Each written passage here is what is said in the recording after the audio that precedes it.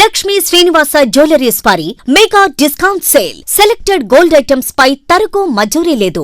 తాగొచ్చిన భర్త భార్యను రోజు చిత్రహింసలకు గురి చేసేవాడు. అలా కొంతకాలం జరుగుతుంది. చాలా సార్లు భర్త టార్చర్ తట్టుకోలేక పుట్టింటికి వెళ్లేది భార్య. ఆ తర్వాత మళ్లీ ఇంటికి రావడం అలానే చాలా సార్లు జరిగింది. అయితే ఈసారి మళ్లీ భర్త భార్యను వేధించడం మొదలుపెట్టాడు. కానీ ఈసారి ఆమె పుట్టింటికి వెళ్ళలేదు. సీన్ కట్ చేస్తే భర్త హాస్పిటల్లో చికిత్స పొందుతున్నాడు. ఖమ్మం జిల్లా వైరా మండలం గొల్లపూడి గ్రామంలో రవి లక్ష్మీ దంపతులు నివాసముంటున్నారు. కొన్ని నెలల కిందట వరకు రవి వైరా మండలానికి విద్యాశాఖలో రెబ్బవరం క్లస్టర్ పీఆర్పీగా పనిచేసేవాడు.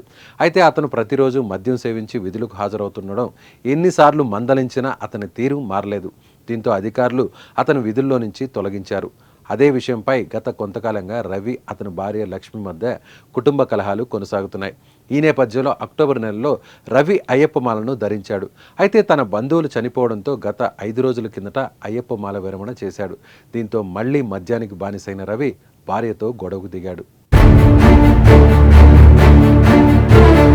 మద్యానికి బానిసైన రవి వేధింపులు మరీ ఎక్కువైపోయాయి.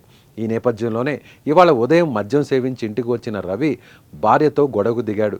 అంతేకాకుండా భార్యపై దాడి చేశాడు. దీంతో ఆగ్రహం వ్యక్తం చేసిన ఆమె ఇంట్లో ఉన్న కత్తితో అతనిపై దాడి చేసింది. విచక్షణారహితంగా కత్తితో పలు చోట్ల పొడిచింది. దీంతో తీవ్ర గాయాలైన రవిని ఖమ్మం ప్రభుత్వ ఆసుపత్రికి తరలించారు.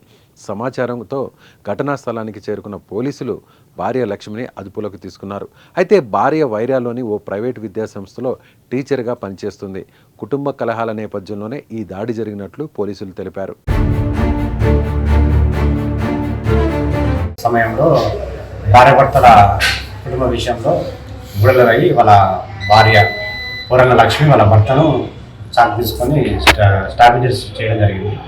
వాళ్ళ ఇంటి కుటుంబ వివాదాల తరఫున అలా గొడవ జరిగి వాళ్ళ హస్బెండ్ను చేయడం జరిగింది.